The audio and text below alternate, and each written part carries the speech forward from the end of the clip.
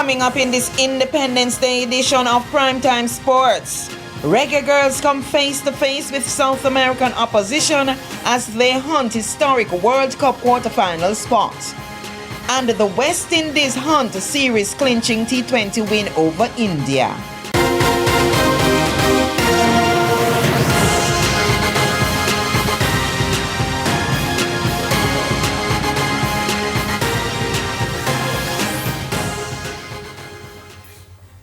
Good evening, I'm Jordan Fort. I'll have all the details right after the break.